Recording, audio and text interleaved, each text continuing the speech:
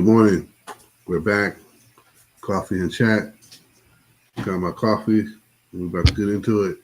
And this one's about mastering money matters. Mastering money matters. And I say that because when we look at everything that Jesus was talking about in the New Testament, it was really to guide us and get us set up on a lot of things. And one of the things that Jesus was trying to get us to see and deal with were matters about money. Matters about money. And we'll see as we go through here how money matters impact different aspects of our life. We really want to see also how this interrelationship between our faith and our finances goes back to what we just did with a recent Bible study for our weekly Bible study on this channel. Faith and finances helped out a little bit when we did this weekly Bible study on, stewardship. What is stewardship and how to deal with stewardship? How much can you handle, when God gives you a blessing? How can you handle God's blessing when you're not handling what you already have? So we did, a series, and I think it was good as far as introductory, but I think we can do some more. It's called Studies on Stewardship, and that was through our Live at Lunch Bible study. Okay, that's every Wednesday at 9 a.m. Check it out. It's pretty simple. Jump on in, Bible study, and definitely check it out. But this is one of the lessons that we did. I put it in the chat. You can check it out. Just be sure to understand that what Jesus said here, for instance, in Matthew 6:24, the New Living Translation. No one can serve two masters. You cannot serve God and be enslaved to money. You cannot serve God and be enslaved to money. So I wanted to really use this to help us get into the topic of starting to realize what Jesus was saying about money, right? What Jesus was talking about as far as money. And realizing that he was saying it and it made sense even if I wasn't dealing with the spiritual connection. It made sense even if I was just looking from a life balance between my faith and my finances. I can't serve God and be enslaved to money. I can't serve two masters. Something's got to give, right? Something's got to give. And if nothing gives, then I'm in trouble because I'm looking at it from the wrong perspective as the person who's enslaved and the person who's dealing with this the wrong way. And I have to say, it gets to the point where if you're not careful, you'll take this on the wrong way, right? And so what Jesus was saying really gets us back to that whole, like I said, life balance aspect. And I know people talk about it in the sense of life balance, and it can be obtained and certain things, but it really can if you understand that you're going to have to deal with finances, but you don't have to be locked in and dreading them and dealing with them in a negative sense. And so that's part of it. No one can serve two masters. The other aspect of that is you cannot serve God and money. And I think when we look at it, the service here is a total submission, as when Paul talks about being a bondservant, right? When Paul talks about being a bondservant of the Lord, he says that's one who signs on to be a servant, one who commits himself, as opposed to one who just captured and forced into labor. And so that has a different connotation as far as being enslaved. Now you're being trapped and tricked and all these different things. No, what we're talking about here is, are you signing on to play that role? Are you signing on and submitting to play that role? You can't serve both. One has to be your true master.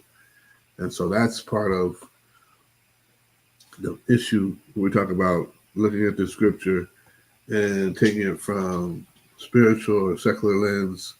If you're looking at it strictly from a modern culture, you're not going to understand, like I said, the issues of enslavement and what that meant, even as a bondservant status that Paul talked about with himself and the Lord. As a bondservant, I'm signing on to do and play the role of a slave under this master. That's what I'm submitting to. Excuse me. And so you've got to understand that this is in a cultural context, in a social context, in a spiritual and faith context. This is all befitting and makes sense as the Lord is delivering it in his Galilean ministry. Hope that takes root with what you're thinking about and what you're seeing and what you're hearing. So you got Jesus saying that, but then he talked about that power of money to be able to enslave us. He talked about the power of money to be able to enslave us and how we should be aware, of the relationship that we build, right? The relationship we build with money, okay? You gotta be mindful of that, of how are we building a relationship with money? How are we thinking about money? How are we talking about money? How do we perceive it? Those are the things that make a difference in how we deal with it. If you're not willing to open that letter because you know it's a bill, it's not going to get paid. You've got to do something else. You've got to come up with a different plan. And so there's some practical stuff here. That we also need to talk about. But let's look at that power of money, right? 82% of small businesses fail due to cash flow issues. 82% of small businesses, especially when you think about like family businesses where mom and dad may not be taking a paycheck in 42% of those businesses because of the issues of cash flow, right? It's just enough to cover the business, barely enough to cover the house, right? Robbing Peter to pay Paul, it's not successful, right? It's not set up right. It's not structured properly. It's not operating properly, and it's not operating at a profit. And so 82% of small businesses fail due to cash flow issues. Not that they don't make a good product or provide a good service. It's that they do not have enough cash coming in order to deal with that cash flow issues and cover their costs and cover their expenses. That's what happens there. 82%. Here we go. This one ought to get you thinking. It's estimated that financial problems contribute to 20 to 40% of all divorces. That's a pretty wide span, 20%. But think about it. If we just kept it at 40%, right? That would mean for every 10 marriages that end in divorce, 4 of them were because of money. Not infidelity, right? Not drugs, right? Not somebody living down low or any of that stuff. It's just, here we go. 40% is about money, right? Arguments, disagreements, spending, shopping, all kinds of things that relate to money. And so 40%, and be aware of this and how to maneuver and navigate this as you go forward. So then it says here, as many as 40 to 60%, here we go with that 20% scale, right? 40 to 60% of people experiencing homelessness have a job. Can we talk about that? Working poor, 20% differential of 40% to 60% of people experiencing homelessness. That means like nearly half or over half of the people experiencing homelessness, right, have a job. They work somewhere. They do something for compensation. But it may not be enough, right? Because housing is unaffordable because wages have not kept up with rising rents. And I found that stat to be staggering because when we talk about it, there's some further information that's on this statistic that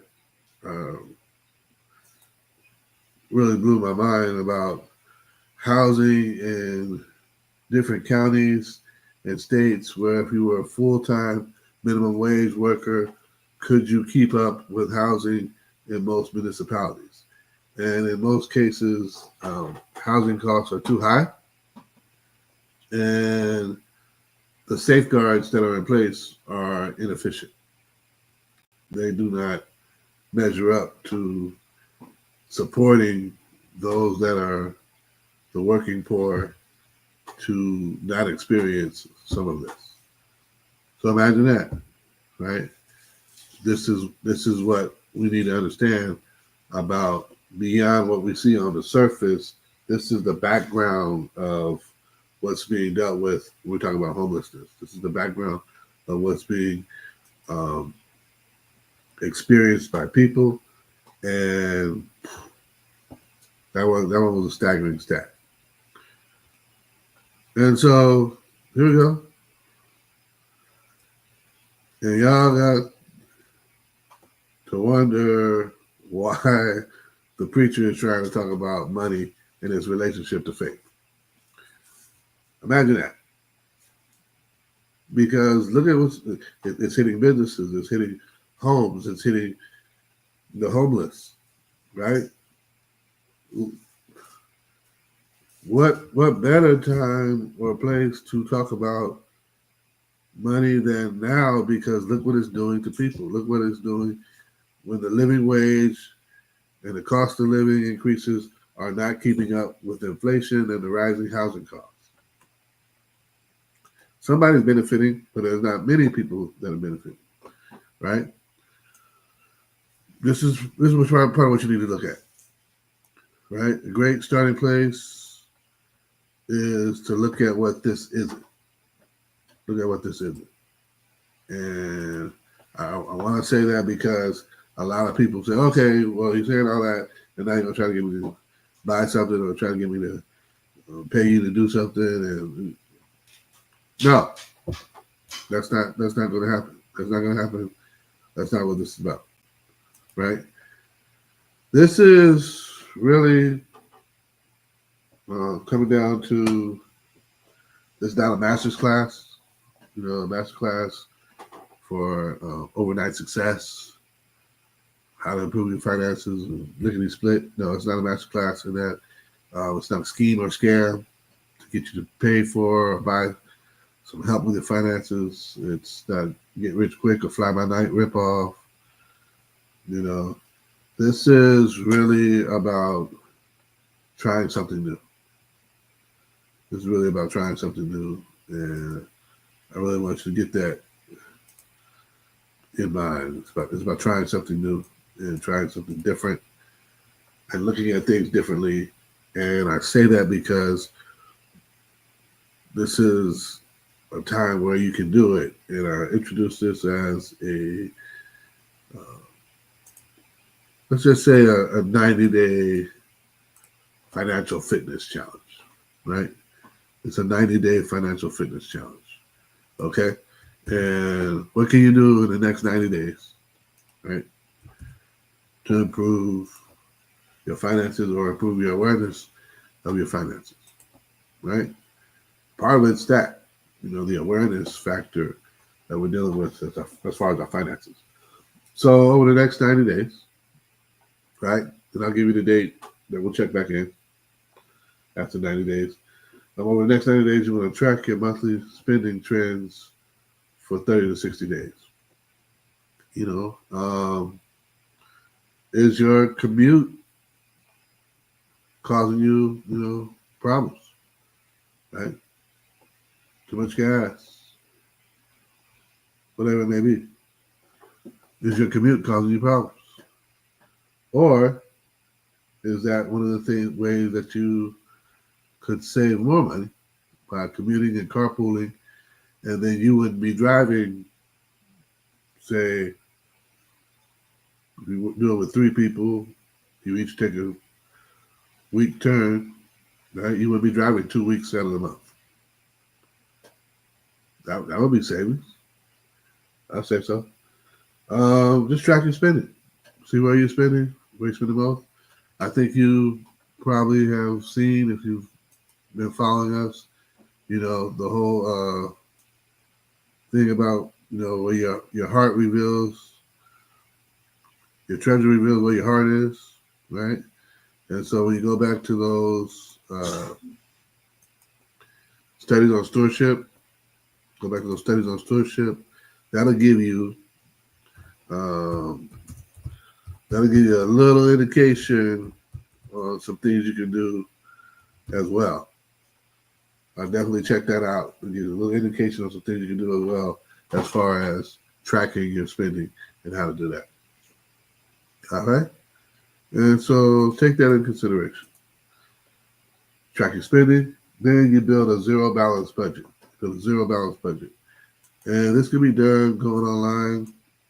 I say one of the best places to start would probably be Dave Ramsey and Ramsey Solutions, and utilizing his tools for building a zero balance budget, giving every dollar a job, and then from there, that'll cut out, some of that lifestyle creep and that extra spending. Right? There's always chances and opportunities for us to find extra money, but then there's more opportunity for us to spend extra because what's cool about Costco is Costco doesn't have a mini mart, right? So you're not buying an extra, soda or chocolate bar or anything. Costco, you just get gas, right? You get gas. Costco, you just get gas. But if you go to A&PM, you may come out with a Snickers and a Reese's and a Pepsi, and before you pump gas, you're like, oh man, I wasn't planning on spending that. That was additional $5-10. Just right there. Just think about it. That's how stuff creeps in that's not in your budget. So build that zero balance budget. Like I said, start with Ramsey Solutions. They have the 4 baby steps. I really like what he does with that, and even the part about getting to the point where you can save $1,000 quickly. What are you doing that you can save $1,000 quickly? What are you doing that you can get to, $500? Right? The average person can't get to $500 immediately to handle an emergency because it's either tied up with something else or they're living paycheck to paycheck. And I love what Gerald Peters says: you don't have to die broke. You don't have to die broke. You can change it. You can use the next 90 days to change it. A lot of people, what you'll see, will tell you, oh, next 6 months. Well, you might need a couple of small wins before 6 months, but definitely 90 days will be revealing to you. I like I Will Teach You to Be Rich. I like I Will Teach You to Be Rich by Ramit. He really shares some great stuff on his website, but his books, I Will Teach You to Be Rich, they really push with clarity, not necessarily a fire movement or anything of that nature, but he's pushing with clarity into, hey, this is something that can be done, that you can be done easily, but when I say easily, it can be started, but it's going to take some discipline to do it. And that's what matters for most of us, having the discipline to do it. And so, checking this out. Join a credit union ASAP. Get rid of your bank eventually. You don't need to get rid of your bank today, but join a credit union to start getting the benefits of a credit union that gear you towards saving and discounts and group benefits. It's almost like being part of a union, right? It's a credit union, okay? But they're not geared towards making a profit off of you. They're geared towards you being a member, right? And you receiving dividends as a member rather than just interest as a banking customer. Definitely one of my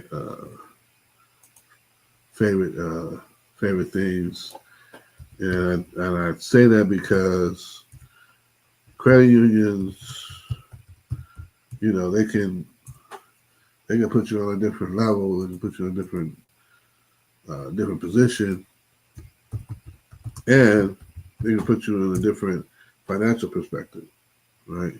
So you want to make sure that you're looking at what's the best place for you to put your money. You know what I'm saying? What's the best place for you to have your stuff stored up, and how you deal with money issues. And so there are different ways you can use credit unions, right? There are different ways you can use these online resources, but I would say definitely here's a simple solution to struggling with your bank, right? Go see what a credit union has to offer and take it from there, right? And you want to look at 4 safe places to place your money. I made this video not that long ago, but check it out. It's definitely worthwhile to look at and see if that can help you out. It's in the comments, in the chat. Go from there. Once you join the credit union, start looking for a way to save 5 to 10% of your monthly income in a high yield savings account, right? You can do this online. You can find some definite high yield savings accounts, right? I would definitely use a site like Bankrate, okay, or NerdWallet, right? Bankrate or NerdWallet to find out, who has some great yields on checking, high yield savings accounts, whatever it may be. Honestly, Schwab has ticker symbol SW SWVNX,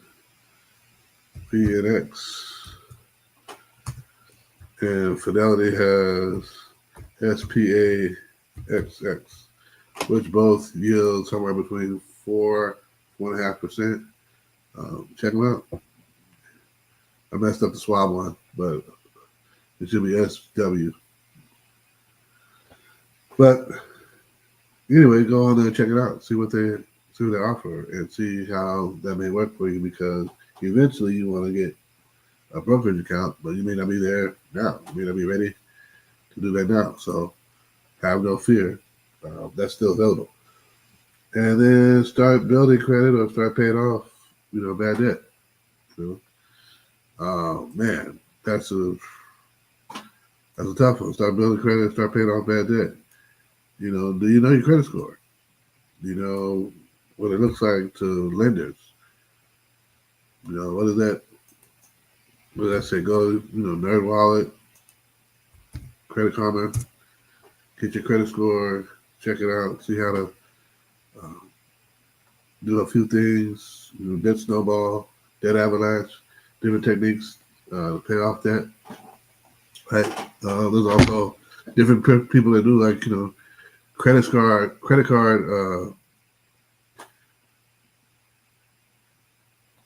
I would say credit card magic because they can, work the rewards. They know how to work the benefits, the bonuses, flipping and taking balances from one card to another, having zero balance, 0% interest, paying one credit card off in full while maintaining a 0% interest rate for 10 to 11 months on an introductory level for this card. People are working it, and you're getting rewards, flying to Europe, going to different places, and quote unquote not having to pay for it. But could that be you? Could that be you? That could be you, right? So do that. Look at your credit card, pay off debts, auto loans, things of that nature. Build your own business or start a side hustle. Build your own business, start a side hustle. People on the channel, I'm driven for Uber Eats, right?